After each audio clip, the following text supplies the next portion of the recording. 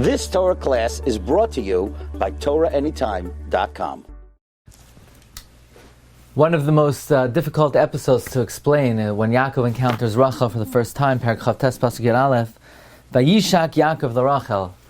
Literally, Yaakov kisses Rachel. Now, how was he allowed to do so?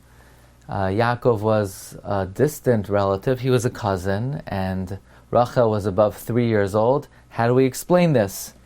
So the Tzadik of Ranana and the Ben Lashri has an astounding interpretation of the pasuk Vayishak Yaakov l'Rachel. Says the Tzadik of Ranana, it means he pointed with his hand toward her face, and then he kissed his hand.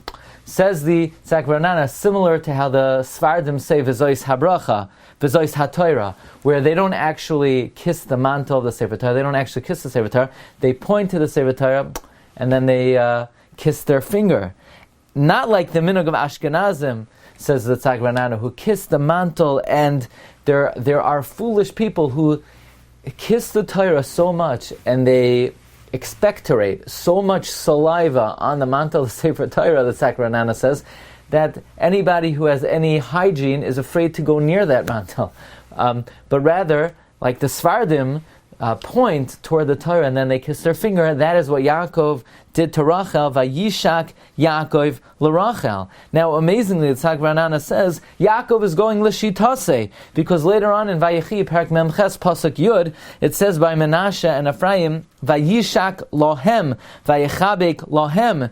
And actually, the beginning of the pasuk says, Ve'inei Yisrael kavdu mizoik, and Yaakov's eyes were very heavy from old age. And the pasuk says, "Vayishak lohem, vayichabek lohem." And TorahAnytime HaKadosh wants to know, what does the first part of the pasuk have to do with the second part of the pasuk? But moreover, it should say, "Vayenashekem, vayichabekem." He kissed them, he hugged them. Why does it say, "Vayishak lohem, vayichabek lohem"?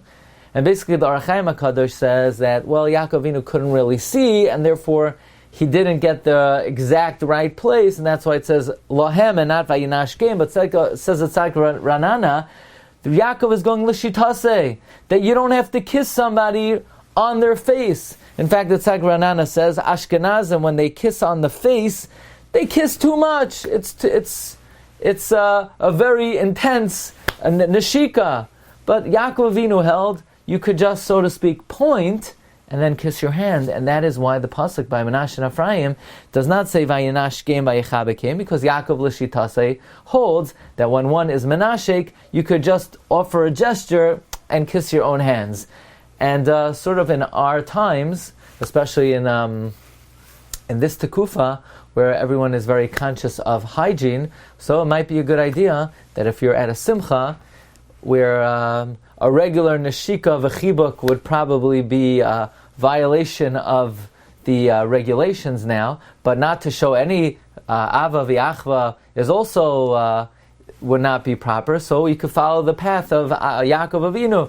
You see your cousin, you see your a relative, and because of the pandemic, a person is restrained. So now you could do v'zois haTorah. You give a little point, you go like that, and v'shalom al Yisrael. But this is how the Tzadik Ranana interprets the pasuk Vayishak Yaakov l'Rachel, similar to the diuk of the TorahAnytime HaKadosh by Yaakov Avinu.